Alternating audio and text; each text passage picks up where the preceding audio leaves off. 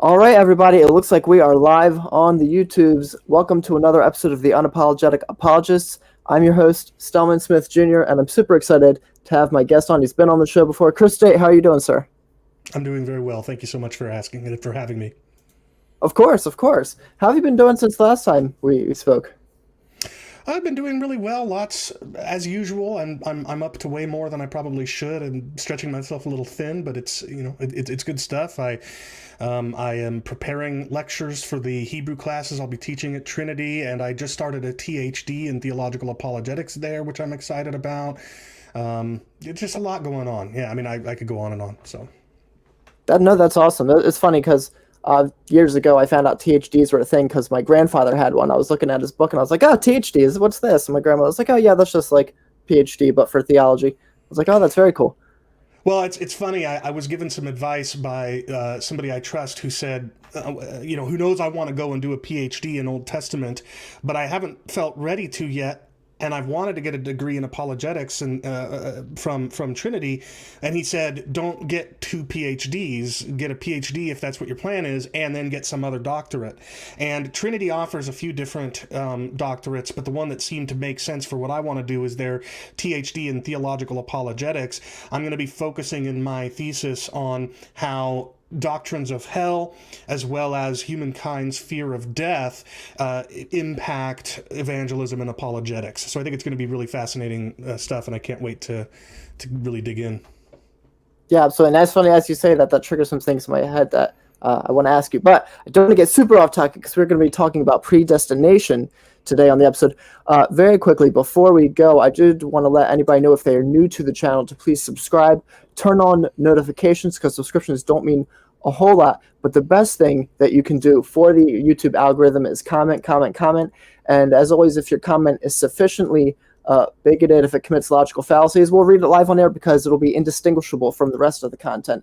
But that's typically when it's me and Don Junphy. Obviously, Chris Date here is coming in, classing up the joint. So no nonsense today, folks. But also, Chris's channel, Rethinking Hell on YouTube, is linked in the description. So definitely go there, subscribe. And it's funny, Chris, I was actually looking at your YouTube channel today and I saw episode 67 of the Rethinking Hell podcast was posted. And this is episode 68 of the Unapologetic Apologists. So I just Hey, thought that was funny. that is funny. Coincidence. I because of the topic I'm here to discuss, though, I do want to say that Rethinking Hell does not take a stance on determinism or Calvinism or Sure. anything like that. We're a mixed team. But if people want to hear some of my thoughts on the topic we're going to be discussing today, they can check out my other YouTube channel, Theopologetics. If you take the first The four letters of the Apologetics. Yeah, if you take the first four letters of the word theology and then combine it with all but the first letter of apologetics, you get theopologetics, and you just go look that up on YouTube, and my channel's there, and I do cover this topic as well as a number of other theology and apologetics related type issues in that channel. But yeah, Rethinking Hell is definitely focused on the hell debate, and I try to keep it limited to just that and not get into all these other kinds of things that I'm very interested in as well. Yeah, yeah. So I'll definitely find that YouTube channel, link it in the description of this video so people can find it Thanks. easier as well. And yeah, of course. And also, the topic of hell was what we discussed last time Chris was on the show. So I definitely highly suggest people go back and look at that episode because that was like right on the brink of me changing my mind and embracing conditional immortality. So that was particularly fun for me, that episode. But for today's episode, I do want to bring this book up here. And maybe that could be a good springboard. And if you would like to talk about the book, and maybe that can kind of lead us into what we'll be discussing Sure. today. So here's the book. Does God predetermine the eternal destiny of every individual human being? So maybe you can unpack what the book is about, your co-author there, and so forth. Yeah, so I was invited by a very small independent Christian publisher who had actually contributed a chapter to one of my books. The book I'm talking about is called A Consuming Passion, Essays on Hell and Immortality in honor of Edward Fudge. People can find it on Amazon. And the publisher contributed a chapter there. And he reached out to me asking if I would like to do a two views debate book on Calvinism with somebody who had reached out, a non-Calvinist that had reached out to him, asking to publish a two views debate book with him. That non-Calvinist is the co-author of the book, Gil Van Order Jr. I don't think he's particularly well known or anything, so there's really not much to say about who he is. But basically, the book is a book asking the question, and two of us answering, does God predetermine the eternal destiny of every individual human being? Which that specific phraseology is a question about predestination. You used the word predestination early on, just a few minutes ago, and we will be talking about that today. But predestination really only technically applies to whether or not God predestines the elect to salvation, right? Or does he predestine who it is that will become believers and thereby be saved, or does he not? That's the question of predestination. But what I do in my book, in my positive case, my opening presentation in support of an affirmative answer to the question, does God predetermine everything, et cetera, et cetera, et cetera, my case for that actually starts before the topic of predestination and makes a case, whether compelling or not, I'll leave up to readers, makes a case for theistic determinism. Because if it's true that God predetermines everything that takes place in time, and that is what theistic determinism means, you might also call it meticulous divine providence. I think it's also been called specific sovereignty, meaning that God has, there isn't a single event in the history of the cosmos, past or future, that wasn't predetermined by God to take place in exactly the way that it takes place, and that includes humans' actions, our choices, even our feelings. And if that's true, then it just follows as a matter of logic that he also predestines who will be saved, because if he predetermines everything, then one of the things he predetermines is whether you or I or anybody else is going to express saving faith in Christ and thereby be saved. And the case that I make for determinism is solely from Scripture, and it is only from Scripture that I find myself convinced of determinism. I'm sure there may be good philosophical or theological arguments for theistic determinism, but for me it really just does boil down to Scripture. And essentially, and we could go into details, although I'm frankly more interested in the challenges that you're going to have for me in a moment, but basically the case I make is from the unfolding saga of Abraham. If you read early on in the saga of Abraham, God tells Abraham he's going to make him into a great nation. And the thing about being a nation is you've got to have progeny, right? So if God promises Abraham he's going to make Abraham into a great nation, what he must, just by logic, be assuring Abraham is that he will, number one, give Abraham a great progeny. But of course, simply making wombs fruitful, which is one way God could affect the creation of a nation, of a people, of a people group that descends from a single person. Simply making the wombs fruitful doesn't actually make a person into a great people and nation. You've got to copulate, right, in order to conceive a child, even if the womb is incredibly fertile. So just from God's promise to make Abraham into a great nation, it seems that God is promising to make Abraham and his descendants copulate, and have fruitful wombs that cause successive and larger generations of people. But it's more than that. A nation isn't just a gathering of people in a particular area. It's also a geopolitical entity with boundaries and conflict with neighboring nations. And of course, we see in the saga of Abraham and in the saga of Israel beyond him, that his descendants and Israel later do have a lot of conflict with other neighboring nations, and if God is going to make them, Israel, into Abraham's descendants, into a great nation, then he's not just he's not just predetermining them to copulate and give birth to a large population of descendants.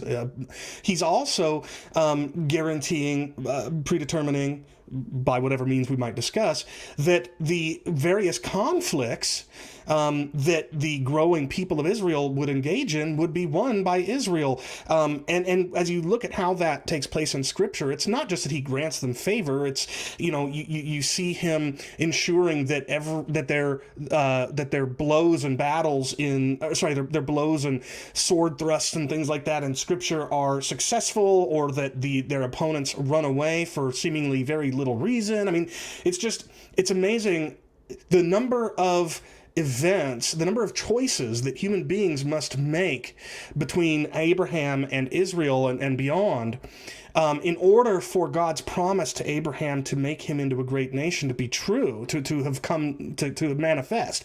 The number of choices that all must happen in exactly the way that they happened is astronomical. And so that's one way I start the argument, but then I also go into specific texts in which Abraham and others are seemingly evidence of an incredible degree of meticulous providence. And I'll just give one example before I turn things back over to you. You remember when Isaac sends his, I think it's Isaac, I don't have my book in front of me, but he sends a servant to his father's land of Ur or wherever it was. I've already forgotten. But anyway, he sends a servant to go find him a wife. And the servant goes on a trek, and he goes there, and as he's approaching a well, I think it's called the Well of Nahor, the servant prays that when he gets to the well, the woman that God has chosen to be his master's wife would offer him water and offer to water all of his animals. So the servant goes to the well, and sure enough, at that very moment, in fact, right after he finishes his prayer, a woman arrives, offers to provide him and his animals with water, and that's proof to the servant that God is answering his prayer. But here's the amazing thing: if you just give a little bit of thought, it doesn't take much, into how many countless choices would have been involved from before the time this woman was even conceived to the point where she is meeting him at the servant at the well and offering them water. The number of choices that must all have been made in order for this event to take place in exactly the way it did at precisely the time the servant requested is unimaginable. It's just unimaginably large. From the timing of when this woman's parents copulated and conceived of her, to the way that she was raised to be a kind and decent person willing to help others that need help, to the various suitors that no doubt would have approached this beautiful woman in the time leading up to when she meets the servant, all of which servants either she or her parents must have turned away, and on and on and on it goes. So the case I make from various historical records in the Old Testament like this is that there's just an unimaginably great degree of meticulous providence that God must be exercising in order for the things he promises people to manifest in the way that he promises them. And then the only other thing I'll say before handing things back over to you is that while the kinds of things I've just described are just examples in a very long human history, and by no means in and of themselves imply that God is meticulously foreordaining everything that takes place in time, nevertheless, you do have a number of statements that seem to indicate that God is, in fact, exercising that level of providence over everything. God works all things out for good for those who believe in his name, and there are other examples like it. So that's a snapshot of the case I make from the Old Testament and a little bit of the New Testament for not just predestination, but determinism, theistic determinism. It's an exegetical case. It's not a theological or philosophical one. And for me, while I'm going to be very interested to engage in the objections you're going to ask me today, for me, it really does come down to the exegesis. And so no matter how compelling it may seem that a philosophical or theological objection to my case might be, it will be very difficult for me to change my mind unless it can be shown that the biblical data militates against my view and doesn't support it. Anyway, that was my very long soapbox. Sorry. No, I believe that was great. So, so I guess the next question, and this will be, I think, pivotal to how the rest of the discussion unfolds, or at least the context for it, is what is your view of human freedom and how that mingles or interplays with the various things playing in Scripture that you just described? Because as I'm listening to it, even as a Molinist, and I don't want to make this about Molinism, but as a Molinist, like, I agree with a lot of that, right? I believe God does meticulously kind of set up the circumstances, and even that's kind of built into some of the language Molinists use, like God created person in a particular circumstance where he knew they would freely choose. And so even kind of built into the language is some of that meticulous stuff. But even in some of the examples you gave, when I read that in Scripture, I see that as God responding to free choices. So even when he, say, determines that Israel win a particular battle, if he throws enemies into confusion or these kinds of things, very often he's responding to Israel and how they're either keeping his commandments or running away from him, because sometimes they lose because they're not obeying him. And even in the verse you gave the God works all things together for those who love him, well, he's responding to, if you love him, he's going to determine things work out good for you as opposed to other things. So that's where I'm curious, is your view of human freedom and how that mingles with the various things that you described in Scripture. Well, to answer your question, I am a compatibilist, which means I'm a determinist, but that I think moral accountability is compatible with theistic determinism, with determinism. I mean, that's what compatibilism is. It's often mischaracterized, even by its own advocates, as being the view that human freedom and divine sovereignty are compatible. That is an outworking of compatibilism, but that's not why it's called compatibilism. It's called compatibilism because it is the belief that determinism is not incompatible with holding human agents morally accountable for the things that they do, despite the fact that they were determined. Now, so I'm not a libertarian I'm not a believer in libertarian free will, and I think one of your questions will likely discuss that. And it's because libertarian free will is defined as far as I can tell, as either or both the principle of alternative possibility. I think it's called the PAP, meaning that if you have a choice between X or Y, and you choose X, but then you rewind time and you're faced with the choice again, it would have been equally possible for you to choose Y. That's one possible explanation, or one often used definition for libertarian free will. But of course, if it's determined, if the choice of X over Y was predetermined, then it wasn't equally possible for them to choose Y, provided we unpack the meaning of possible there. So that's one reason why determinism is incompatible with libertarian free will. The other definition of libertarian free will talks about source. Where is the origination of the idea? And on this view, what makes, if human beings have libertarian free will, what it means is that their thoughts, their choices, their desires originate in themselves. They are the ones who first choose to do X over Y, or first choose Y over X. But the thing here, the reason why this still wouldn't be, why this is just by definition exclusive of determinism, is because in determinism, the choice, at least in an ultimate sense, the choice of X over Y, doesn't ultimately originate from the agent. It either originates in an unbroken chain of cause and effect stretching back to the Big Bang, in which case the choice really is just, it follows by physical necessity from the chain of cause and effect, leading up to the point where the neurons in the agent's brain fire in just the right way to cause them to do X or whatever. So it doesn't originate in them, it originates prior to them. Or, in the case of theistic determinism, it originates in the predetermining sovereignty of God. So he is, in an ultimate sense, and we may get to that distinction here shortly. An ultimate sense, he is the originator of the decision of the agent we're talking about to choose X over Y. So that's libertarian free will, and I deny it because I'm a determinist. But I want to go back now to those two kinds of determinisms I just described, because most people, and I dare say most Christian critics of Calvinism, not all, but most, conceive of any sort of determinism, theistic determinism included, as just that cause and effect chain stretching back to the time of the Big Bang.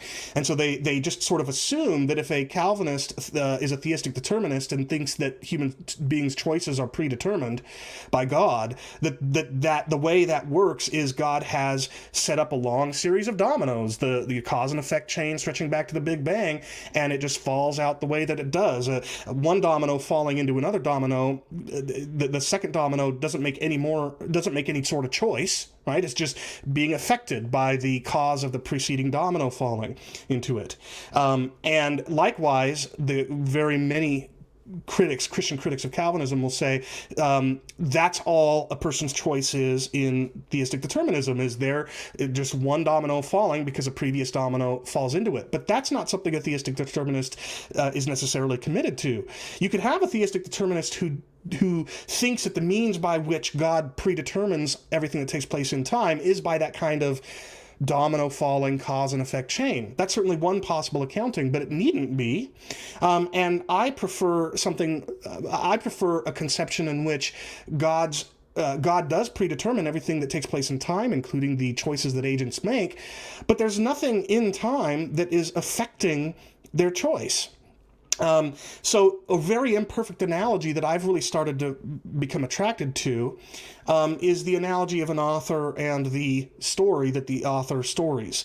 If you think of J.R.R. Tolkien, for example, and The Lord of the Rings, obviously the world of Middle-earth doesn't actually exist. But for this purpose of the analogy, imagine it does.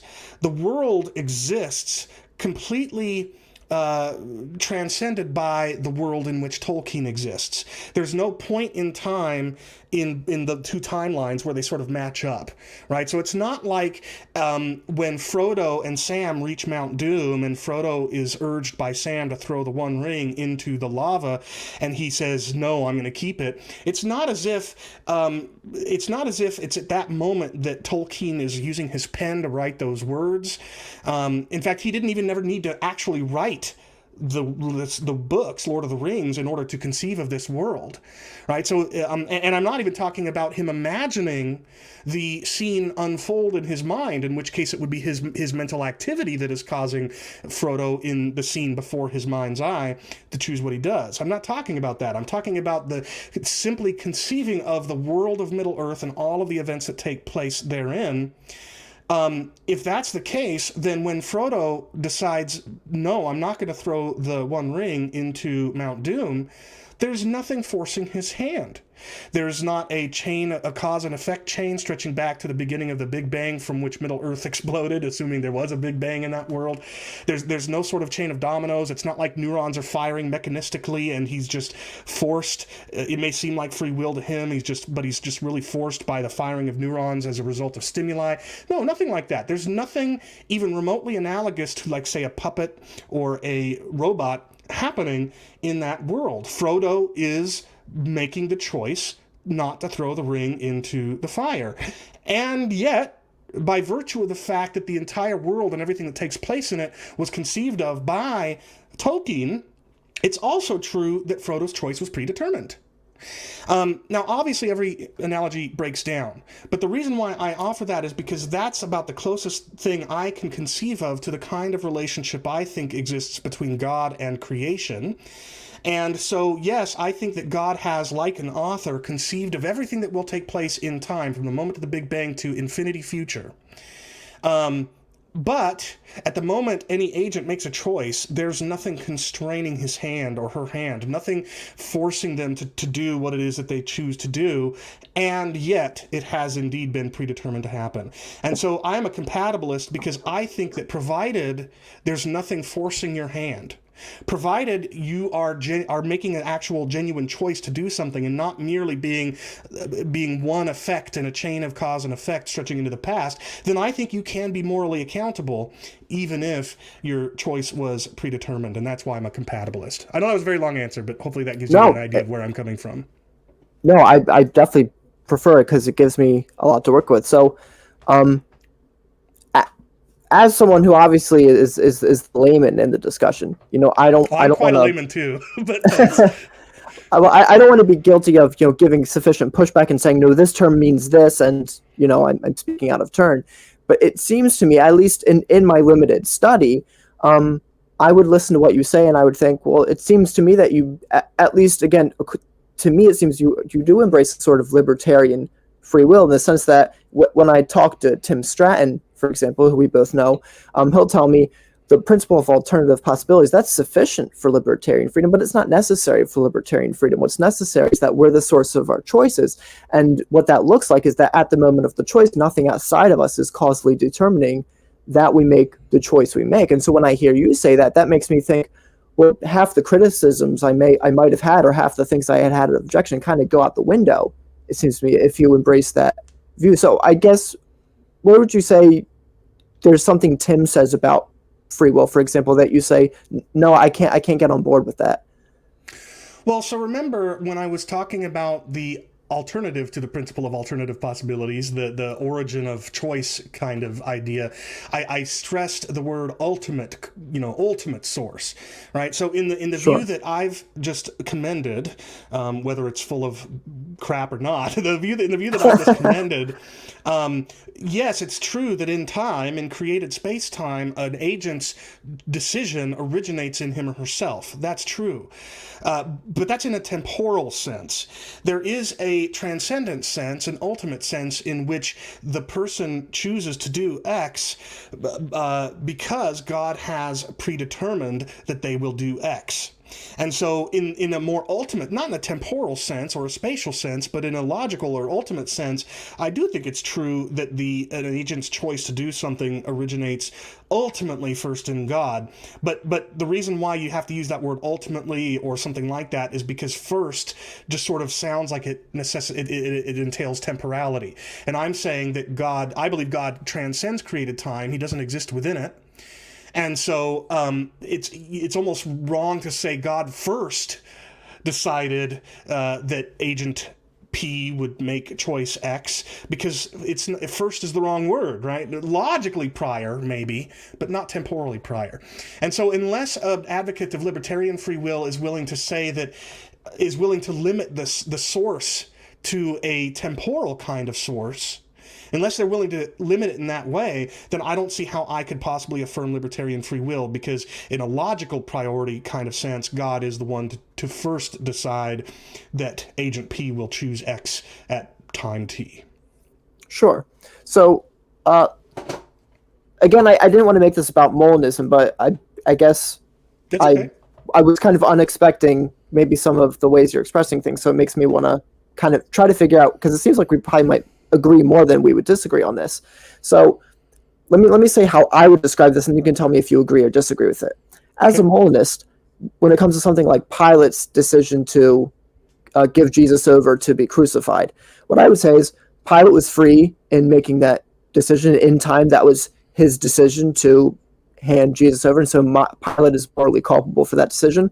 But I might say something in an ultimate sense, because God intended for part of the storyline of creation for Jesus to be crucified, God chose to create Pilate and put him in the circumstance where he knew he would condemn Jesus, as opposed to maybe God knows that if he would have placed you, Chris State, in Pilate's shoes, you wouldn't have condemned Jesus. And so God is responsible for that part of the story in that ultimate sense, whereas Pilate is the one who made the free decision to do that. Right. So I think the reason why I can't affirm that is because, and it may not seem like this at first glance, but I'm going to attempt to demonstrate that this is the case. Okay. In the example, in the Molinistic kind of view that you've just described, man is the ultimate source of their choices. And before you object, because you're going to know way more about Molinism than I do, being a Molinist yourself, if that is the case. So I'll let you push back, but at least let me anticipate what I think the objection might be.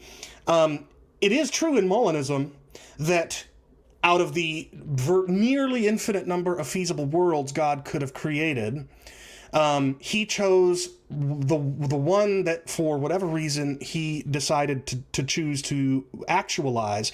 And so, given that Agent P that I keep describing, it's funny because every time I say Agent P, I think Agent Platypus in. Do you know what show I'm talking about? Phineas and Ferb. Phineas and Ferb, yeah. Yes. Anyway, but I like it, so I'm gonna keep saying Agent P.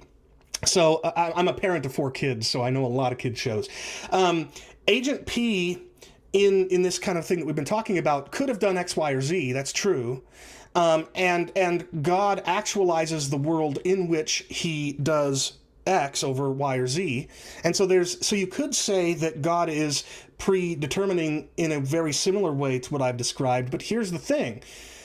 God is choosing to actualize from one world from among a number of possible worlds in which Agent P's choice is his own. So in possible world A, Agent P chooses X. In possible world B, Agent chooses Y. Agent P chooses Y. And in possible world C, Agent P chooses Z. Those 3 possible worlds pre-exist, logically, not temporally, pre-exist God's choice to actualize the one world in which Agent P chooses X. So God's determinism in Molinism actually follows logically the origin of the choice on the part of the agent. And that's why I still think a Molinist is committed to libertarian free will, whereas in my view, there aren't any other possible worlds that God considered and he just actualized the one that for any number of reasons he chose to actualize. No, God, from the beginning, so to speak, chose for the world to unfold in exactly the way that it does. There was no possible world in which Agent P did other than what Agent P does in the actual world. God, Agent P chose to do it in the world that exists, in the only world that exists, and because God chose for that to happen. And so in my determinism, it seems to me, and I stress that, you've given this, I think, more thought than even I have, it seems to me that in determinism, God is the ultimate source of the decision, whereas in Molinism, man is the ultimate source. It just happens to be that God is the one who chooses which of these choices P has made in these various possible worlds to actualize. Does that seem reasonable, or would you push back on that? It's difficult because I might ask for clarification. So there's because this confuses me sometimes when Calvinists push back, or not, I shouldn't say specifically Calvinists, but people who push back against Molinism in general. I lost my train of thought. I apologize. They'll kind of take issue with this idea of the possible worlds setup, and I apologize. I can't think where my head was going with this. Were you going to say something about the grounding objection that a lot of Calvinists offer to Molinism, or something entirely different than that? It's possible. I actually haven't spent a ton of time on the grounding objection, so no, I didn't plan to. Although what I might say might just happen to coincide with that. Well, the grounding objection that Calvinists often offer is one that I am not yet persuaded of, which is why I don't offer it. But it's something to the effect of, in Molinism, and you're going to probably have some things to correct here, but my understanding anyway of Molinism is that at the moment of creation, there are these numerous, not infinite, but massively large number of possible worlds, in which, and at every one of those possible worlds, the entire infinite amount of time, of created time, is there in the possible world, meaning that from the moment of the Big Bang or whatever, from the moment God creates in that possible world to infinity future, every agent has made its choices all along the way. And they're a different series of choices in each one of these different possible worlds, but God chooses the one to actualize for whatever reasons he has, whether it's whichever one is the goodest world, best world, whatever, or for some other reason. Now, if that's the case, the grounding objection offered by Calvinists, if I'm understanding it correctly, and that's a big if, is how could there even be possible worlds in which agents exist to make a choice between X or Y, if God has not even yet decreed the existence of such beings? Because God's creation of a person isn't merely sort of a bubble of possibility, right? A person has been created with a particular nature, and God has, there seems to be, according to this argument, something about the choices we make that depend logically upon who God has created us to be. And so the grounding objection, I think, wants to say that the idea of possible worlds, the likes of which would fuel Molinism, that is illogical, because God in that case has yet to even decree the existence of the agents whose nature would determine what choices they make. Now, you can push back on that, and it may have nothing to do with the objection that we're going to offer, but I want to see if you think that the reason why I'm reluctant to embrace that objection makes sense, which is all the Molinist has to say is that each of those possible worlds, its possibilities include the possible natures with which God could have created the agents in that world to have. So it's just saying that the number of possibilities includes the various possible ways God might have decreed to create those agents. And so that's why, for me, that objection doesn't seem to really get off the ground. But I don't know, maybe this has absolutely nothing to do with what you were about to ask. What do you think? No, I mean, I think you just gave me a good comeback if someone offers me the grounding objection, because it's just funny in the conversations and dialogues I've had on this, the grounding objection never has come up. I've heard a lot of guff about it, about the grounding objection, this is something Molinists have to overcome, and I've just never had it brought against me, so it's nothing I've ever spent a particular amount of time on. But no, I did think it kind of came to me what I was trying to say, which is, I mean, when we talk about a possible in which the agent chooses Y or Z over X, I mean, I conceptualize that as, God just being omniscient is aware of any world he can create, whether that has, not that I'm saying this is the case on Calvinism, but whether it would be humans that are like robots, or whether it would be humans that are more like the compatibilistic type or the libertarian type. And he knows what they would do. But when you say, well, there's just this world in which the agent just chooses X, and this is where, for me, it gets a bit hazy as to what exactly is being argued, because if we say, well, no, it is the agent in time making the choice, and there's nothing causally determining him to make that choice, for me it's, okay, so he chooses X, and nothing causally determined him to choose X. If it is the case that Y and Z are compatible with his nature, why couldn't he have chosen Y or Z? And maybe I'll just ask you that question. Because God has predetermined them to choose Y over Z or Z over Y. You see, this is, you said causally determined, and it's funny that you said it that way, because people, critics of my view, and I have certain names in mind, throw around the phrase causally determined as if that just simply is what we theistic determinists are committed to.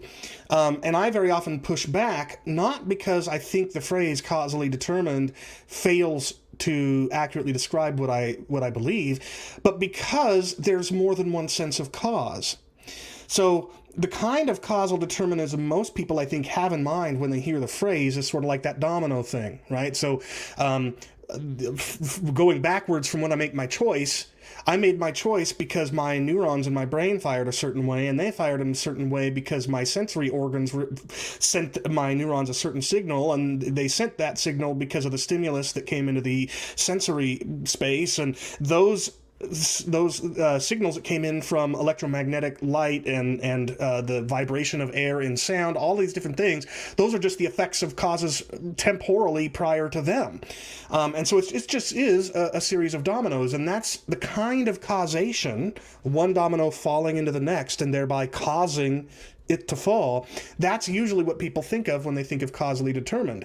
And that is what I'm pushing back against. I do not think I'm committed as a theistic determinist to believing in that sort of causal determinism. But in my view, there is another sense in which God causes it, and that's the sense in which, say, Tolkien causes the world of Middle-earth to unfold in exactly the way that it does. Again, going back to the example of Frodo, it's true that there's nothing causing Frodo to refuse to throw the ring into the fire at the moment that he's faced with that choice, if we're talking about that first sense of causation, right? A causation of one domino falling into the next. It's taking place in time and space. But it is true that Tolkien created the world of Middle-earth, and that world is a world in which he, in this more ultimate transcendent causal sense, causes Frodo to do what he does. And so in that sense of the word cause, I do think I'm committed to that as a theistic determinist. And therefore, I am committed to at least one sense of causally determined, and it seems to me it's a sense that you would deny, if I'm not mistaken.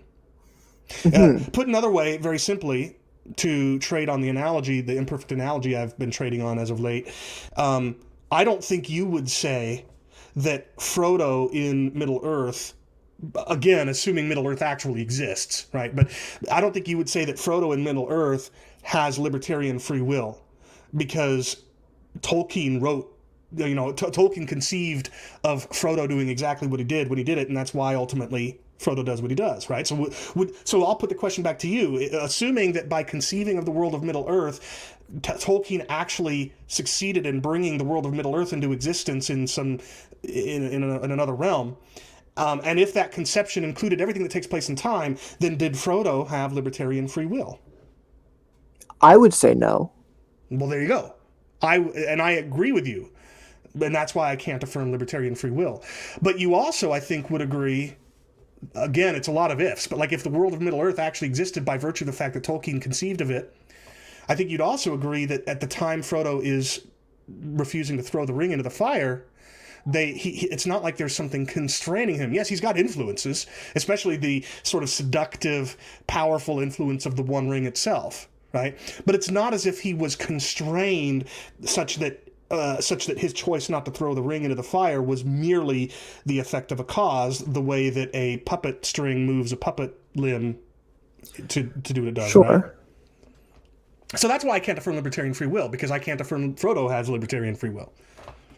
Right. So for me, I would say, and this is difficult for me because, I listened to the discussion you had with Braxton Hunter about what's the good analogy. Is it video games? Is it movies? Is it stories? And, for me, as someone who really admires Andrew Klavan, who's a screenwriter, and as someone who is trying to put together a screenplay himself, I really liked the analogy Andrew Klavan used. He said, we are characters in the movie that God is writing. And I really like that analogy. For me, though, it ultimately is imperfect, because I want to agree with Josh Rasmussen, for example, that we are co-authors in the grand story of history that God is writing. And so while I would look at Frodo, and I would say where that is analogous to us is the sense in which you said, it's not like a chain of dominoes, constraining his nature. But I do think his nature is constrained by Tolkien. For example, we could conceive of, maybe Tolkien in his original conception of the story was Frodo walks up to the end and he just throws the ring in. And then maybe as he's writing the story at the last minute, Tolkien says, actually, you know what? It would make for, a better story if he hesitates and doesn't want to do it. In that sense, it's not Frodo's decision, it's Tolkien's. Ultimately, right. It's Tolkien's decision. And that's where I don't think that's analogous to the way God authors our narrative, because I do think we are co-authors in that sense. Now, our independent ability to author isn't outside of God's divine providence, right? And that to me is where Molinism helps with, because it says, yeah, God took into account what our free decisions would be, and so he put these different things in place, and place us in circumstances so that way the decisions we would make would ultimately work for his glory, like putting Pilate in that position rather than me or you, because maybe we would have messed something up. There was something else I wanted to add on to the end there, and I can't. Well, no, I think My thoughts just escaped me. I think you've captured the difference there very well.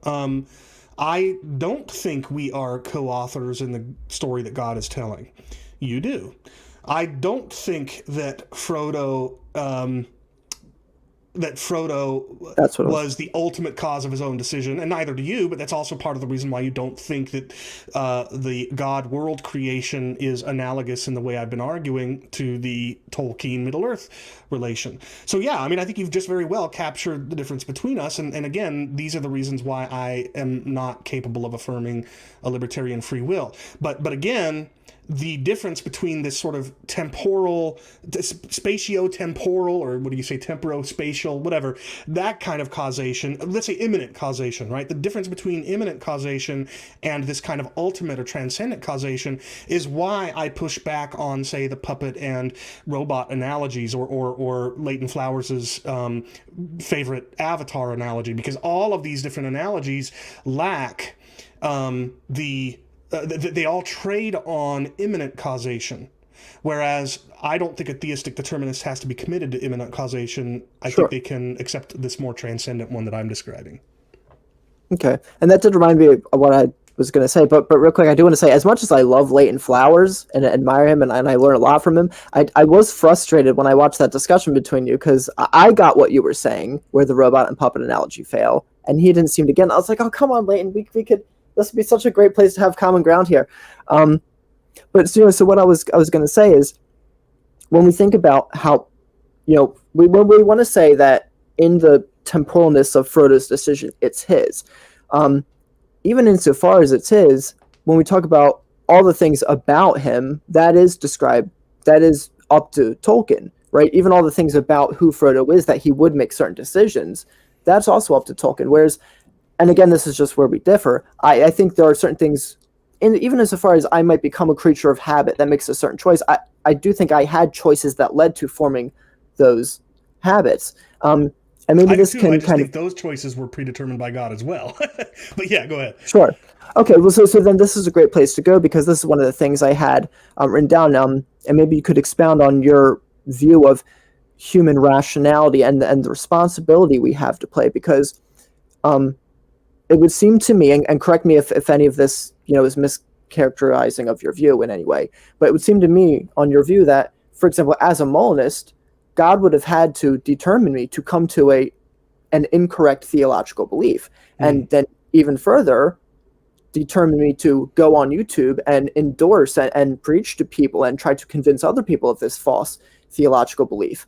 And it seems to me that if that's the case, then when it comes to other things, so let's say we grant that determinism is true. So I have the false view here, you have the correct view here. But then it would seem to, when it comes to other views, like both the view we both share on hell, how do we know that we're not the ones that was determined by God to come to believe an incorrect theological belief and advance it, as opposed to the people who believe in eternal conscious torment? They were the ones who we think they're incorrect and are advancing a false view. So how does human rationality play in there, and how can we know when it comes to these other views that it's not us who's been determined to come to the incorrect belief?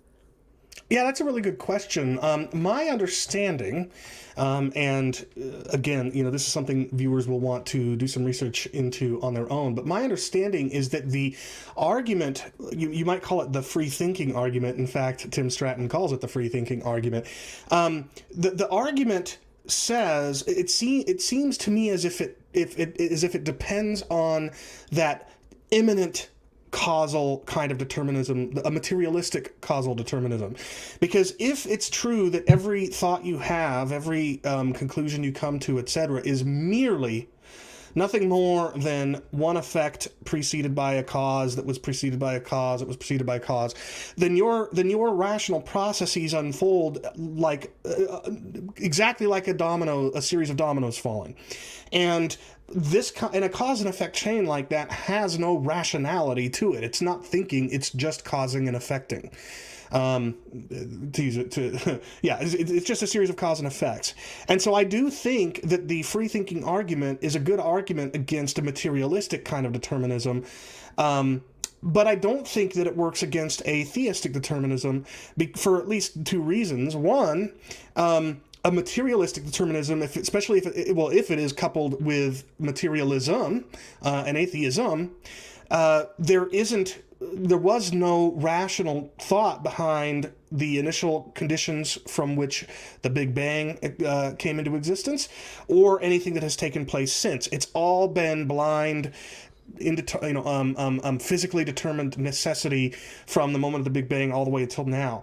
And nowhere in that unbroken chain of cause and effect would you find the capability for rationality. Right? So I think that the free thinking argument works well against that kind of determinism, provided, of course, you're talking to a materialist. But a theistic determinist thinks that even if a theistic determinist thinks in that kind of mechanistic or materialistic type of determinism, they still think that the whole set of dominoes was set into place by a mind. And as soon as you introduce the concept of a mind, well, now you can say that things fall, that dominoes fall in a way that corresponds to something like rational thought. And it seems to me as if that at least sort of dulls the argument a little bit. But the reason why I don't think it does away with the argument entirely is because you still then, even if the series of dominoes falls in the way that it does, you have no way, it's still the case that your choices, the process by which you reason, is still just a series of dominoes falling. Even if it was laid out to fall that way by a mind that said this series of dominoes is going to fall out in a way that thinks logically, you still are just falling like dominoes. And so I don't think it dulls the argument altogether. But then if you introduce the non-materialistic determinism and go with a more transcendent causation determinism, where, like Frodo, you are the one making the choice that you make when you make it, and nothing's constraining you to choose one thing over the other. Well, now you really are choosing to do what you do. You're choosing to think rationally or otherwise. You're weighing the evidence, you're considering premises and so on and so forth. And when you come to a conclusion, you therefore do have reason to trust that it has followed from a process of rational thought that you have engaged in. Now, you could still say, and rightly so, that in that view, you have still been determined to hold the view that you have by God, even if it wasn't by this sort of imminent cause and effect chain. Nevertheless, you were still determined to believe what you do, so how can you know that what you believe is true? And for that, I would say I actually don't think that once we reach this point, there's really any difference between us.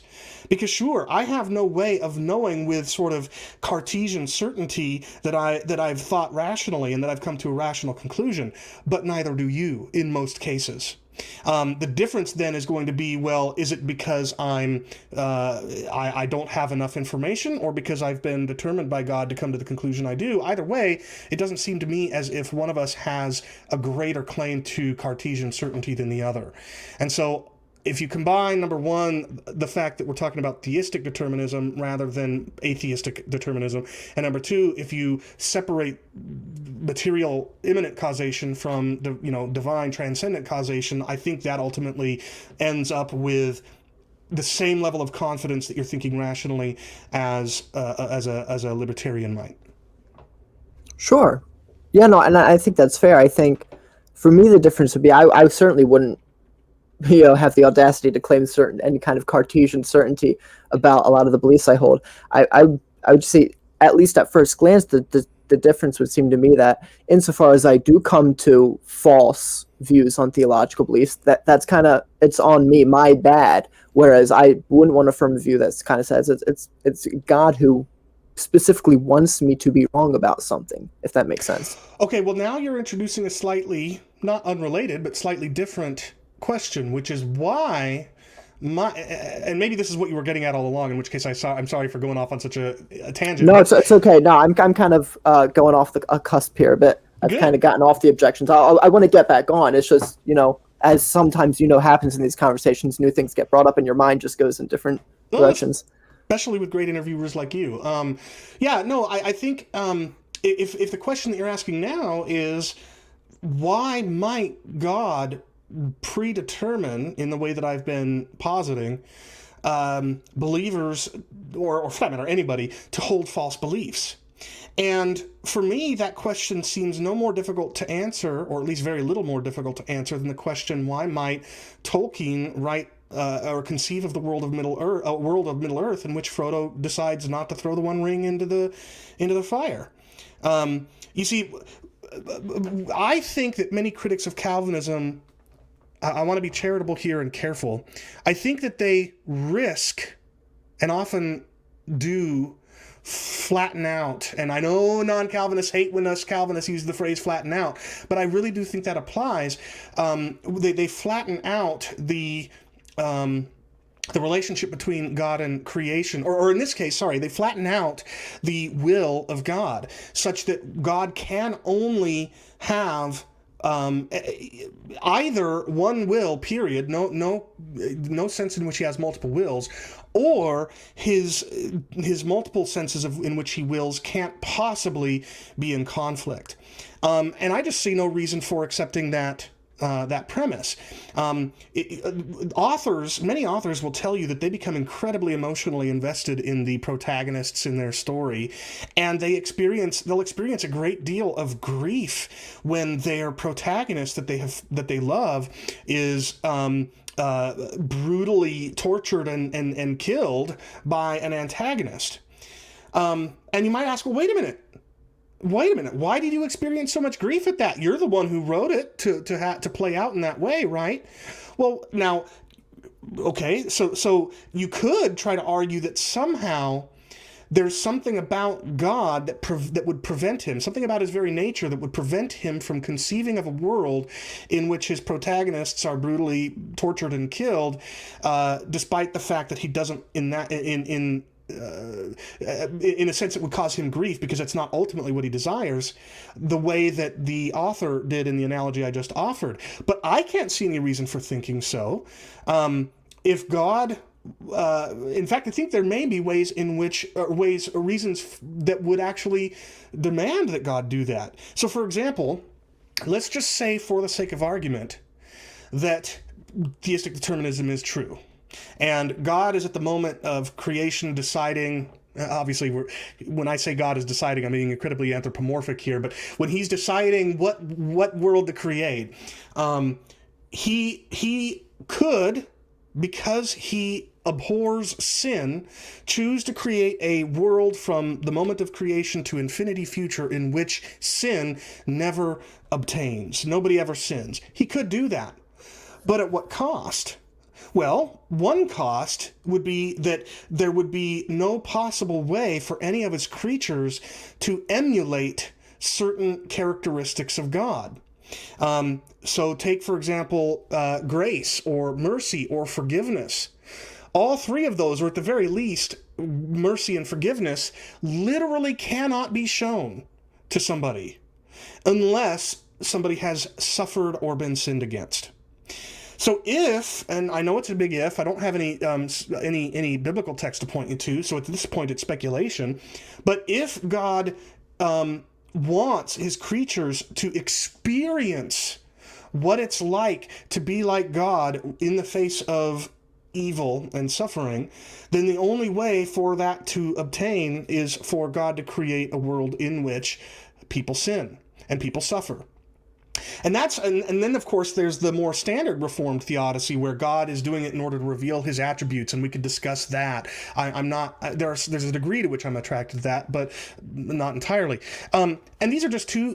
There's plausibly a world of reasons why God might abhor many of the things that take place in time, including false beliefs, and yet have chosen to create a world in which people do that for possibly the reasons I've offered, and possibly for a host of others. Yeah, and this is I'm really enjoying this because it's funny, as you're saying, I agree with everything you said, by the way. I just, for that me, makes me feel it's like, confident. I just think I look at it through a different philosophical lens. Sure. And kind of not to go off on a tangent here, but sometimes there's criticisms lobbed against monism that it's more philosophical than it is based on scripture. And for a while I had a tendency to kind of push back against that and say, well, no, I think there's a great plethora of scriptures that I think fit very nicely with the monistic view, and I still think that, by the way. But I've kind of thought to myself, well, what's wrong with me embracing that, saying yes, it's a philosophical position, but insofar as I think God is the standard of all truth, that of course good philosophies are going to be in line with what Scripture teaches, and for me, it's about having a correct lens at which through to view Scripture and make sense of it.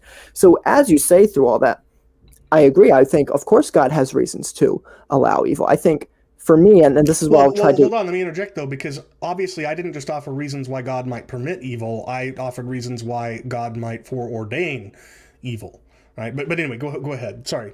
Sure, and I think that might be one of the barriers here is the language offered, because it's like foreordained. It's like, sure, I agree with that. I believe God determined that certain evil would happen. I just don't believe I just think the mechanism for me is libertarian free will, and I think the primary reason for that, at least from my perspective, is so that agents can be held morally responsible. So I do agree that there's conflicting will. So I think the primary reason God creates is out of his generosity, right? I think it would have been perfectly good for God to have just remained in a timeless state of the perfect love in the Trinity. And I think it was purely out of his generosity that he said, I want to share this with creatures. And so when he does that, like God himself is the source of the love, he said, okay, human beings are made in my image, they're going to be the source of that love. And for me, that's that kind of sourcehood where I want to introduce libertarian freedom. But because the creatures he creates aren't infinite like he is, God is an infinite loving being, he can only love. Whereas because we're limited in our capacity to love, we're going to be capable of evils that God would not be capable of, because we have sourcehood like he has sourcehood. And so insofar as I do see all these things playing out, and I see also God has in mind eventual state where we can be free and in heaven and there not be sin in heaven, and that's kind of why we go through the trials, like you said, being able to learn about mercy, learn about grace, go through character building things. And for me, I look at the atheist who says, well, my part is to play the villain here, and I think God, like you said, does go through grief when atheists choose to be away from God in eternity. It's just that through my philosophical lens, I look at that and I say, but the atheist has no one to blame but himself, because God gave him sourcehood freedom and he chose to leave away from God. Whereas for me, I have trouble looking through the other philosophical lens, which said, even though God grieves him, God still determined it, and it ultimately wasn't up to the atheist. To me, that's just, I have trouble looking at it through that lens, but maybe you have something to... Well, no, I understand, and I especially understand if the view that you were struggling to reconcile with moral accountability was the sort of materialistic determinism that I've been characterizing, because there, a person, in that view, a person's choice, as I said, is just affected by a previous cause. There is no willing, right? There is no volition. It's just, there may be the illusion of volition, but there's not actual volition. It's just an effect caused by a preceding cause. But in the kind of determinism I've offered, I don't see why Frodo couldn't be held morally accountable for refusing to throw that ring in Mount Doom. Granted, the story was conceived by Tolkien to play out in exactly that way. And yet, again, assuming the world of Middle-earth actually existed by virtue of Tolkien having conceived of it, Frodo makes a choice that he makes. He exercises volition and will, and it's based on his desires and his experiences and even the influence of the One Ring upon him at that very moment. But he's still exercising volition and will. He's still choosing ultimately what he decides to choose, and so I can't conceive of any reason for thinking that therefore he shouldn't be held morally responsible within the world of Middle-earth. Sure, I mean within the world of Middle-earth, but I think you said something earlier that was exist in, besides the world sure. we exist in. Well, so there was something you kind of alluded to earlier. So I think you said something like, imagine that Tolkien could have actualized Middle-earth in the real world. So was that kind of something that you hinted at? Not quite, because when I say what I said to consider for the sake of argument is that merely by conceiving of it, the world of Middle-earth actually came into existence. I didn't say within the same world Tolkien exists. Right, so I'm saying the world of Middle-earth exists nowhere within our world. It's a completely separate world. There's no way to get from Middle-earth to here or vice versa.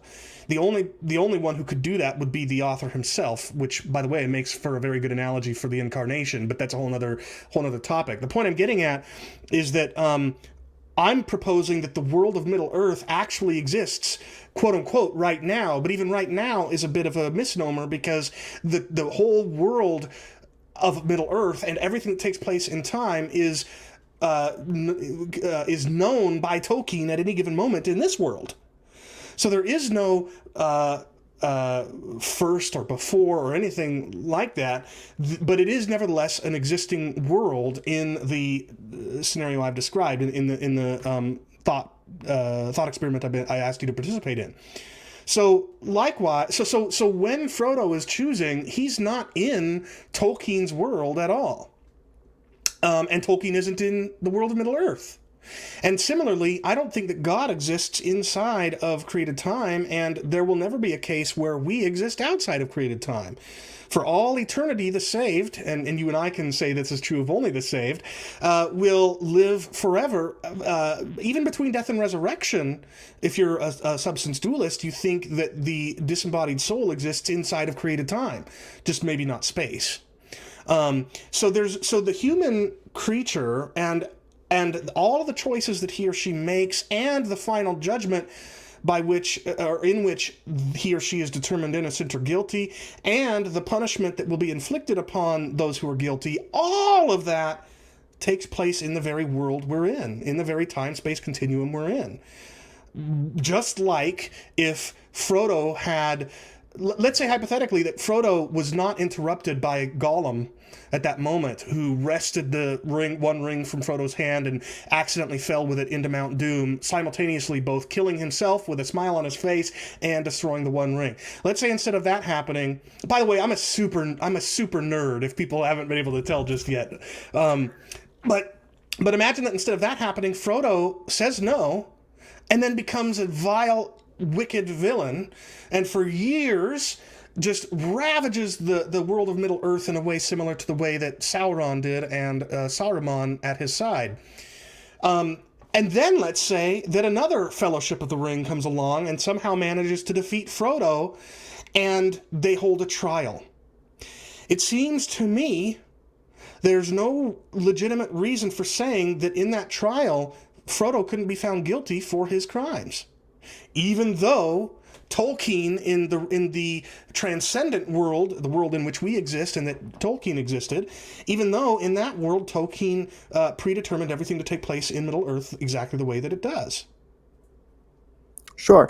And by the way, so it's funny, I actually hadn't seen Lord of the Rings for a long time. My friends recently were just disgusted with the fact that I hadn't ever seen it or read it. Rightfully so. You were a heretic until recently. Yes, they brought the trilogy in like the extended version, so hours and hours and hours, and made me sit through it. So, yeah, so I have seen it, so at least I am familiar with what we're discussing. But no, it just seems to me that, of course, the people in Middle-earth would try Frodo, and try to hold him guilty. It seems to me there's something intuitive to say, though, they would be right if they could somehow become aware of Tolkien, right, outside their plane, and see that it was ultimately his decision that Frodo did the evil thing, that they would be justified in shaking their fist at him in a way that I don't think we're justified in shaking our fist at God, because I do think, just from my intuitive standpoint, that when I make a wrong decision, it's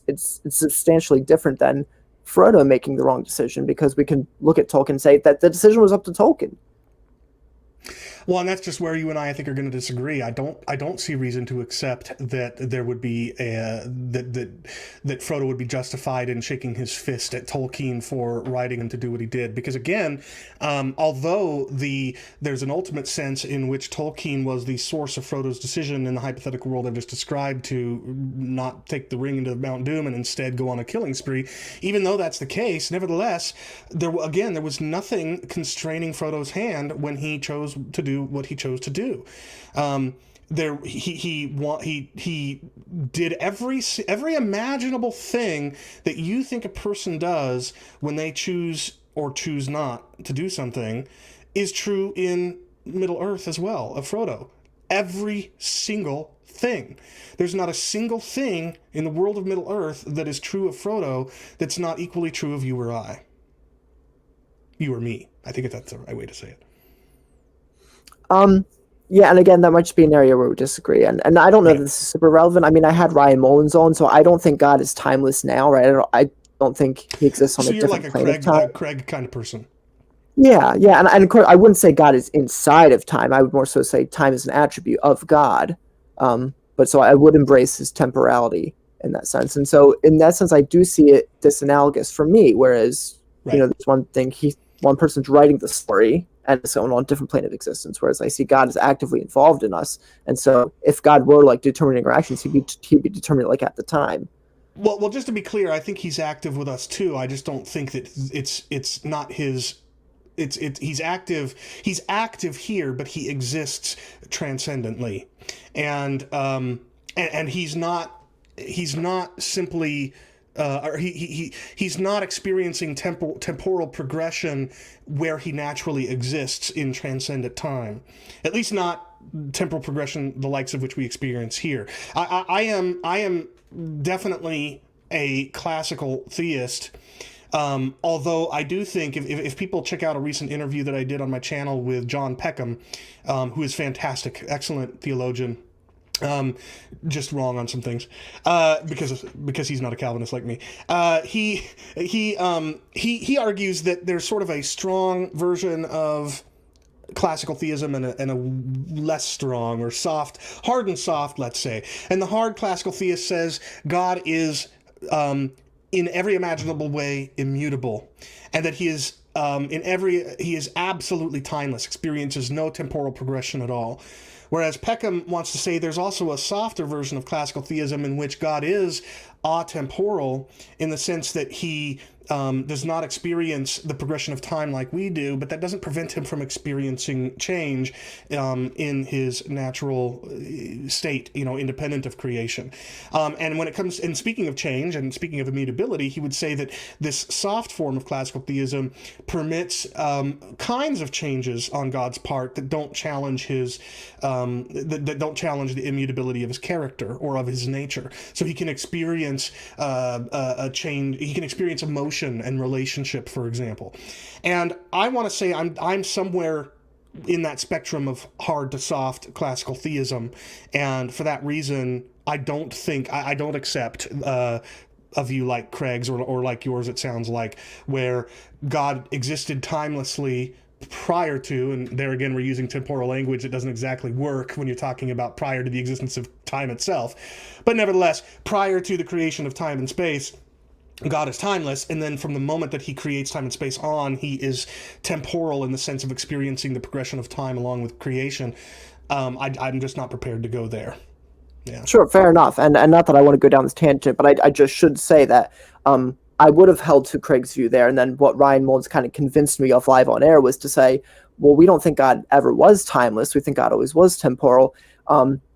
That didn't mean he began to exist. That means he existed eternally, but sans creation, that was one moment, and then the next moment was God creating. So I can't iron out perfectly what that entails. I mean, I do think there's some things I definitely need to think through there, but at the very least, I do think it rescues from saying God has to undergo this serious change of timelessness to temporality. I don't know if you want to give any thoughts on that. How long is a moment? Well, see, that's one of the things I want to think through. But that was one of the things I was trying to think through live on air. I was like, well, that doesn't kind of make sense. And he was saying, yeah, but if you say how long, you're automatically assuming a succession of moments from one thing going to the next. Whereas But then for me, what I kind of thought was, well, I feel like I'm stuck with the same thing either way. How long is a moment? How long is timelessness? Is timelessness experienced as an instant, or is it experienced as long moments? But then you're incorporating time into timelessness. That doesn't make sense. So it seems I'm kind of stuck answering uncomfortable questions either way there. Well, I think what I want to say, not to divert our attention too much, but I'm really enjoying the conversation, so I'll ask briefly.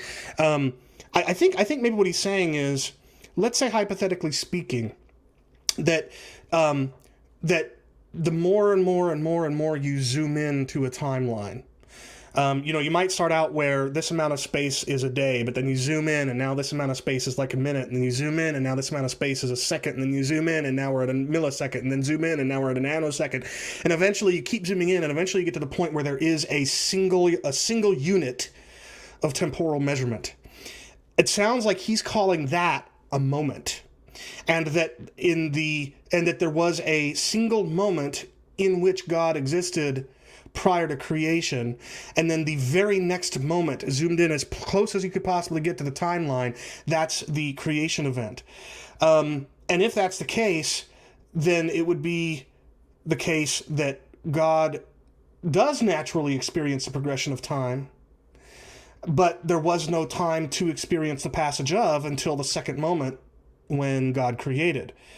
And characterized in that way, that might be reasonable, but then I still think if that's the case, then that previous moment, the very first moment, must have been infinite in duration, or else how else is God eternal?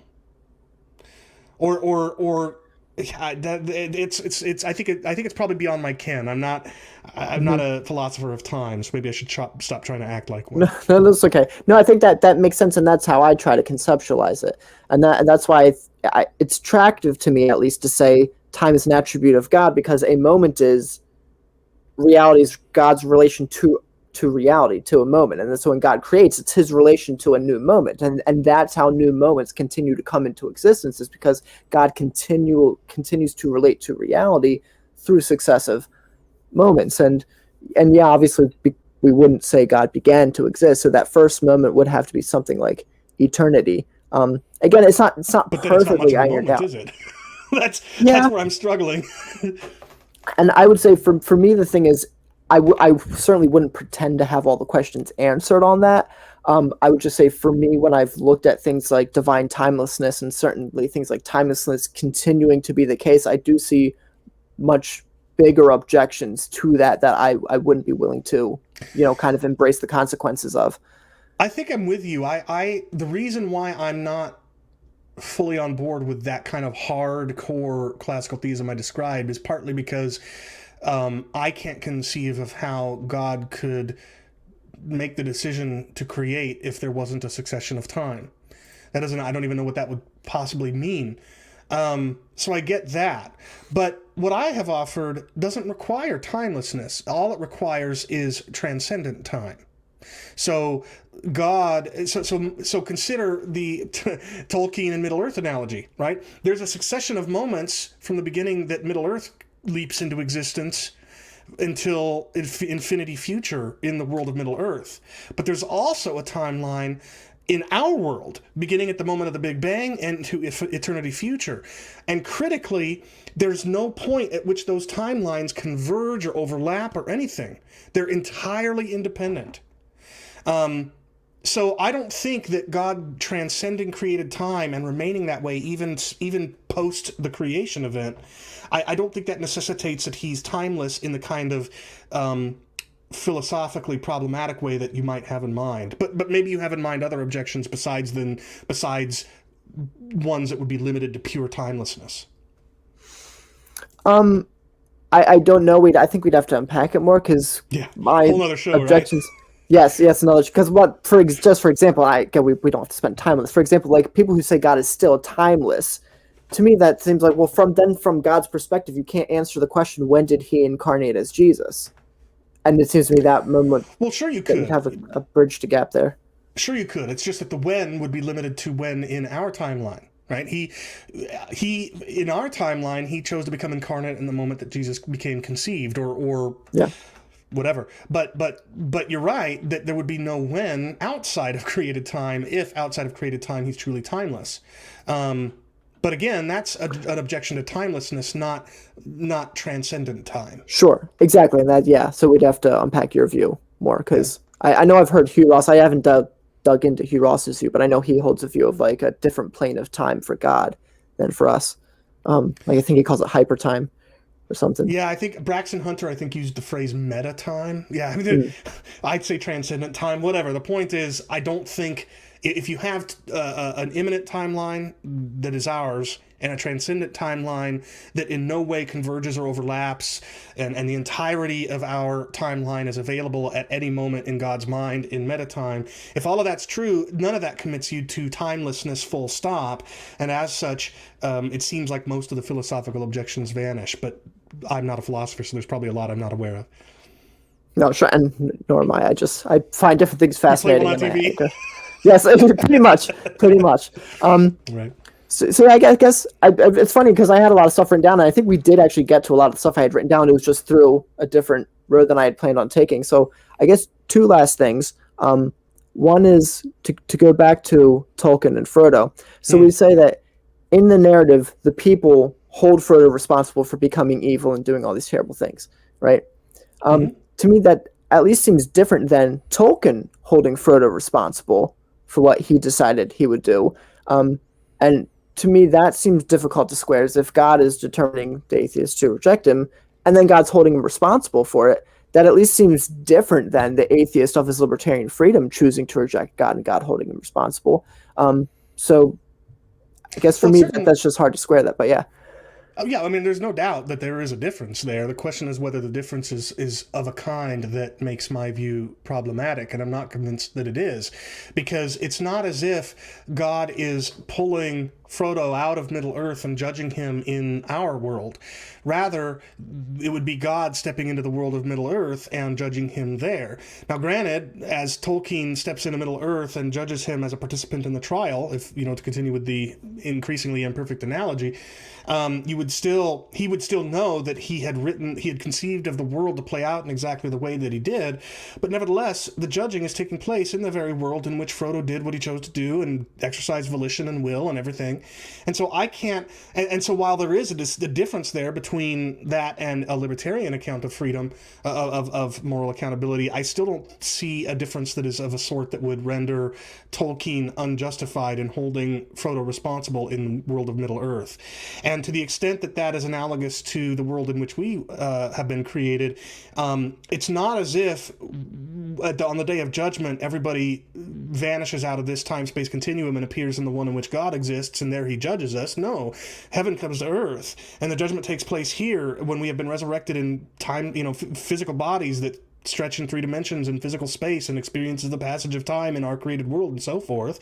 And so just as I think that Tolkien would be justified in incarnating into the world of Middle-earth and judging Frodo in the hypothetical scenario I described, I don't think there's any problem with God doing similarly, especially given that God did become incarnate in our world, and Jesus will be on the seat of judgment on the day of judgment, it seems to me. And so God is a man in time space in a very important way. So yeah, I'm just not convinced there that it's a problem. But again, yeah, I do admit there's a difference between my view and yours. Yeah.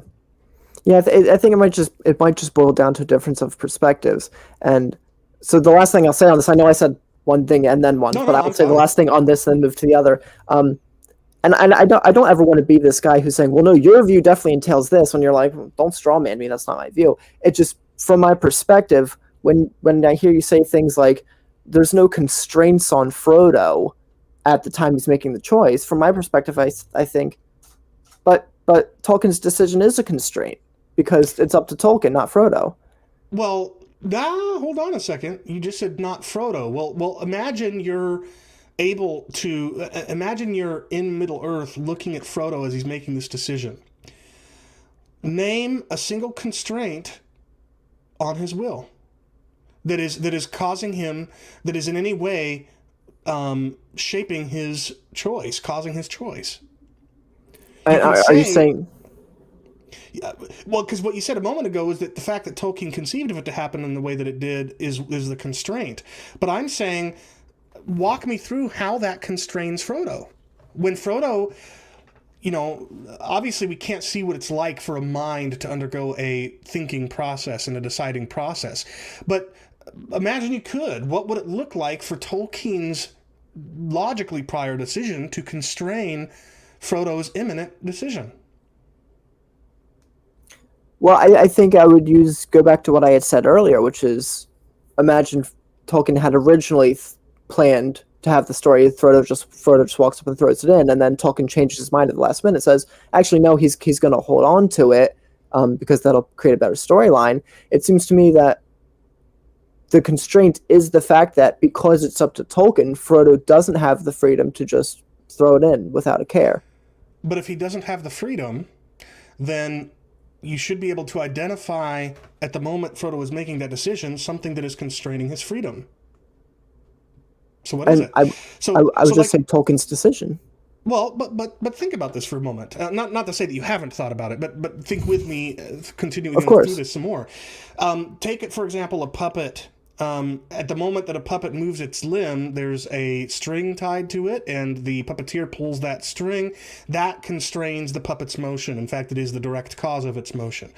Or take the case of a robot. A robot doesn't do anything except the very moment that its programming causes it to do what it does. That programming is executing on circuit boards and memory and stuff like that, and the robot's actions are just being directly caused by the executing program, which by the way was also programmed in time as well. So you've got constraints on the robot's freedom there. And then to use the Avatar example that Leighton Flowers likes, at the moment that the Avatar does something in this virtual world, again, there's programming executing at the very moment that the Avatar does what it does. There's a one-to-one correlation, temporal correlation even, between the execution of the program and the movement of the Avatar. What I'm saying, though, is that none of those apply in what I've described, because there's nothing analogous to a string around a puppet's limb or programming executing on a motherboard. There's nothing analogous like that in the case of Frodo.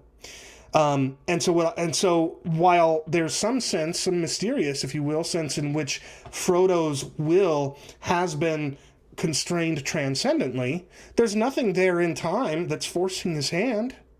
It seems to me there's nothing you wouldn't be able to, if you could identify every molecule in the world of Middle Earth at the moment that he makes that choice, if you could identify the firing of every neuron in his brain, if you could identify what the very things he's thinking about at that very moment are, and on it goes, you could do that to your heart's extent and never identify something that is causing him to do what he does.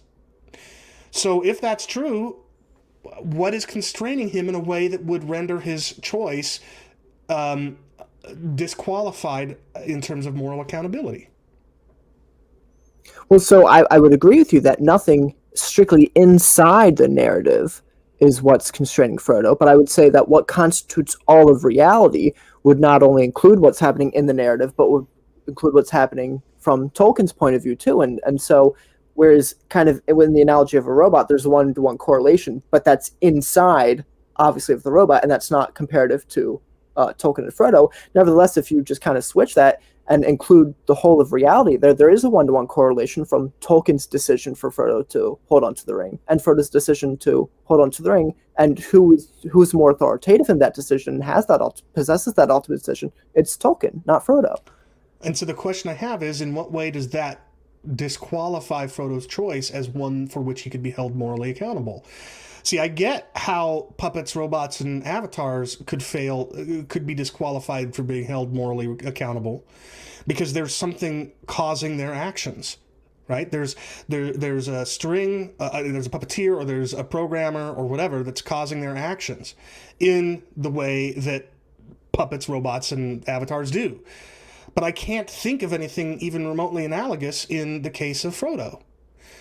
So, I mean, like even in the chat, somebody's saying, are words on a page not comparative to puppet strings? And well, no, they're not. Because puppet strings directly cause the limb of a puppet to move. The movement isn't the puppets. The movement is the puppeteers who's pulling the string. But in the case of Frodo, we're not, first of all, we're not even talking about words on a page. I've been talking about merely Tolkien conceiving of Middle Earth and everything that takes place therein. And so at the moment that Frodo makes his choice, everything that you could possibly identify with is permitting Frodo to exercise volition. And so I can't think. Maybe here. Maybe let me pose the question to you this way. In this analogy, obviously analogies are imperfect, but in the one that I've offered, where the world of Middle Earth actually exists by virtue of Tolkien having conceived of it, is Frodo exercising volition at the moment that he is deciding whether or not to throw the One Ring in? I promise I'm not trying to be difficult or evade the question. I don't know, because I know what volition is when we humans exercise it, and this is precisely what I'm not convinced of. Is that the narrative is comparable to that? It means that I have a will, and I'm able to use that will to rationalize and choose between one thing or another. Have a will, right? Because obviously I have an AirPods case here, but you obviously don't mean you have a concrete object like a will in that case. Right. So what do you mean when you have a will? It might be better to say I don't know if this is because I don't know if this is the same saying I am a mind, but it seems to say that I am a mind, and part of what characterizes me being a mind is that of being I am a will, right? That I have the ability to choose. I have two options before me, and I think God has given me the gift of will, such that He's not up and beyond me determining that it has to be one over the other. That He's given me the good gift of that freedom to say, no, I'm going to choose. I want to choose X over Y or Y over X. Okay, but I think that God has given that gift, with the exception of Him logically predetermining the choice you'll make. In the analogy I've offered, everything that you just said about yourself is true too. Frodo is a mind. Whether substance dualism or physicalism is true in the world of Middle Earth, either way, he's a mind. One of the properties of mind is that it can will, and Frodo is faced with a multiplicity of possible choices, and he weighs the pros and cons. He experiences the influence of the One Ring and everything, so on and so forth, and he chooses what he does. In other words, I can't identify, and now I'm the one I'm honestly not trying to be difficult, but I can't identify anything in the example of Frodo in my analogy that means he's not exercising volition. And if that's the case, then I don't think anything more than volition is needed in order to be held accountable for the things that you will to do. Yeah, and maybe we just disagree there. I don't know, because and again, this gets into what I said I wouldn't do, which is kind of pushed to a point where things that you haven't said is, but it's and obviously like I get and I take seriously the idea when you're saying there's this kind of determinism, which is like, no, I'm just following, and that's not what you're saying, and that's not what I'm trying to accuse you of. It's just it's difficult for me because when I hear you describing that, I think, okay, so Frodo weighs options, but even that weighing was determined by God, and Frodo tries to decide between these things. And then that was not God, by Tolkien, but I think you see what I'm saying. Every step along the process, Tolkien determines that. Whereas I think when we humans do that, part of that is in our control. Well, I think it's in Frodo's control as well, in the sense that there's, again, nothing constraining his hand. You see, when you say you're in control, it seems to me as if the only possible way you could even intuit that, let alone identify that as a reality, is that there's nothing constraining your choice. There's nothing. You don't feel any strings attached to you. You don't feel as if one object is bumping into you and making you move. Your mind. You don't feel some inexorable force in one direction that you just can't help but follow in your thinking. None of that's true. But all of that's true of things like puppets and robots and avatars and anything that those things would be relevantly analogous to. So I still remain unconvinced that the kind of determinism I'm talking about is not relevantly different from the materialistic kind. There does seem to me to be a relevant distinction there, precisely in what I just got done describing. The thing that we intuit to be freedom of the will is what it's intuited to be because we don't sense anything constraining us. But the only things we have sensory access to are things within our world, right? Well, the only things Frodo is going to have sensory access to are the things in his world, or mental access to are the things in his world. So he's going to experience every bit of intuition that you have and that I have, every bit of reason for thinking that his choice is free as we do. I literally cannot identify a significant or substantial difference. But I want to back up for a moment. I'm not in a hurry, so I'll follow your lead. But here's one thing I do want to say. I love the kind of conversation you and I are having, because very often these kinds of discussions are more about one person trying to convince the other person that they're wrong and that the one doing the convincing is right, or vice versa. And of course, that's what happens every time, Leighton and I get on the same call or what have you. But I've been lately, Braxton and I have been talking about possibly writing a book at some point in the future about the value that that God sees in God's people trying to figure stuff out, using his word as the final authority. And if you look at things, if you think that God sees value in his own people trying to figure things out like that, then the kind of thing you and I are doing here is much more exemplary of the kind of thing he wants to see us doing. Because what I love about the posture you're exhibiting and the way this conversation is going is that you're not necessarily trying to say I'm wrong and here's why, and I'm not trying to say you're wrong and here's why. We're saying here's the different ways we see things, here's where we see possible objections, and if both of us are coming into this conversation with a willingness to have our mind moved based on the way the evidence goes, whether that evidence is the most important evidence, which is divine revelation, special revelation in Scripture, or less important but still important things like intuition and empirical data and so forth, if we're willing to adapt, we don't have to say which is right, your view or mine. We could say maybe the challenges that we see in each other's views means that there's still yet another view yet to be uncovered. And it may be similar in some important respects to mine, and it may be similar in some important respects to yours. And all we have to do to make progress toward achieving that unity on what's true is be willing to be honest about where your objections really do hold water against my view and vice versa, and see where we might be able to find the right middle ground, or the view that actually doesn't suffer from any of those objections. And so I would just hope that anybody that's watching this will see the real value in the kind of discussion that you and I are having. I think it's a much more fruitful discussion and has a real potential that many of the kinds of conversations you see any Calvinist like me have on, say, Leighton Flowers' show. Those conversations just will not have that kind of potential because we're going in trying to prove each other wrong. So I love what you're doing. I just want to say I love this kind of conversation, and that's why I'm so happy to go off in these rabbit trails and stuff, is because these are the kinds of things that are going to help you and I to see where there are flaws in our thinking and where we might need to shift. And ultimately, it may be the case that the right view that we make progress toward isn't identical to either of ours. It may be somewhere in between. Yeah, and especially, I mean, a lot of things you've said, I've agreed more with you than I think any other Calvinist or compatibilist I've had these discussions with. And I just want to echo what you're saying, and I really, really appreciate that. And I would obviously say the same thing of you. That's one of the reasons I wanted to have you have this discussion, because, sometimes when well, as you just said, some of these conversations can tend to get heated. And you're somebody I consider a friend I'm grateful to have in my life, and you're just great person and always polite and gracious in these kinds of I'm conversations. really not. I mean, you watched that discussion I had with Leighton, where I ended up becoming a bit of a Well, jerk there for a few moments. So I'm just as susceptible to it too. But I really try hard not to. So sure. And this is one of the things I thought about is I've really found the value in intellectual diversity.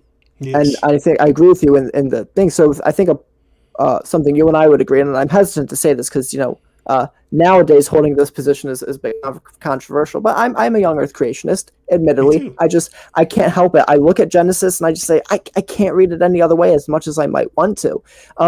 That being said, I've had Hugh Ross on the show. I've had Joshua Swamidas on the show, who've argued for obviously old earth creationism and theistic evolution, because, I do have friends that are convinced that the earth is billions of years old and can't reconcile that with scripture. And so that makes them want to throw scripture away. And so I've been trying to really promote this kind of diversity of views because I think there's real value in it, and not being dogmatic on one way to read scripture and saying, hey, look, there's all these views. And if I'm going to be that way with regards to creation, then it's only fair I be that way with regards to Calvinism and free will and other issues. So that was one of the primary reasons I really wanted to do this discussion. Yeah, very well said. And I'll tell you what. Here's where this actually shocked some people when I said it in my debate on Sola Scriptura with a Calvinist recently. I think God rejoices when his people disagree, but lovingly, and are trying to work things out. In other words, I don't think that for a Christian to have a false belief is necessarily something that God frowns upon. I mean, there may be a degree of that. I'm sure that there's a sense in which God would love all of his people to have perfectly true beliefs. But at the same time, if what I offered a moment ago about God rejoicing in his people trying to work things out and figure things out with the scripture at the core of their reasoning, then what that leads me to suspect is that may even be true in the eschaton. So hear me out for a second.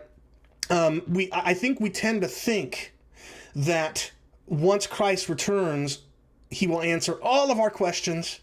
We'll never disagree over young earth versus old earth or theistic evolution. We'll just know the truth. We won't disagree at all on Calvinism or non-Calvinism or whatever, because we'll all know the truth, which of course is Calvinism. And I'm just kidding. And there'll be all these things where all of a sudden all differences of opinion will vanish and we'll all be united in every imaginable way, agreeing 100% with each other on every imaginable topic. That's certainly possible. But if I'm right that God experiences joy seeing people like you and me, his people, disagree with one another, but do so lovingly and with the scripture at the core of their reasoning, try and do the best they can to make sense of it. And if they're making overall progress toward the truth, I don't see why that couldn't continue in the eschaton. And by way of analogy, I have a friend who's a math professor, and he told me recently that there are mathematicians who think that it's literally impossible that mathematicians will ever fully exhaust learning about math and figuring out mathematical concepts and things. And he said that for a lot of people, the idea of continuing to do math into eternity would be like eternal torment. But for him, the prospect of getting to do math like that forever is absolutely, it's sublime. Well, think about theology in my case, and maybe philosophy in yours. I enjoy theology. I enjoy thinking about it and finding out I was wrong a little bit here and wrong a little bit there or whatever, and helping others to find out the same thing. So maybe theology and philosophy will continue to go on in the eschaton, but with Christ present with us. Now, you might think that if Christ is present with us, he'll just answer those questions. Well, wait a minute. Did he answer a whole lot of questions when he was with his disciples? He answered some, but he also asked a lot and didn't offer the answers for them. So anyway, I'm rambling here, but the point is just I think disagreement and dialogue is a wonderful thing, and that's why I love conversations like this one in which we can have the kind of conversation we've had. So I hope people see it as a model to follow. Absolutely, and I think that's a perfect way to end it. I love when you just kind of have those natural kind of ways of wrapping up things. So unless I do want to put the book on the screen, Does God Predetermine the Eternal Destiny of Every Individual Human Being? Definitely go check that out. Go subscribe to Chris's channel, Rethinking Hell, and I'll add the other one, Theopologetics. And is there anything else you'd like to promote that people should be looking out for? or go find? I don't think so. I'll just say that book you just put up on the screen isn't just available in paperback and Kindle on Amazon. It's actually available at Faithlife as well for something that you can open in Logos, Bible software, in case people are Logos nerds like I am. But otherwise, yeah, no, I think you said everything. And I appreciate you giving me a little bit of exposure on your show. No, hey, absolutely. You like I said, you classed up the joint. You're making me look good. Get some sophisticated guests on here. Again, everybody, subscribe, hit notifications. That helps the channel a ton. Comment. It's the best thing you can do for the algorithm to make sure people get this video gets out to new people to see it. And until next time, Chris, thank you so much for being here, brother, and I hope to get you back on soon. Thank you for having me on. I'll do it anytime.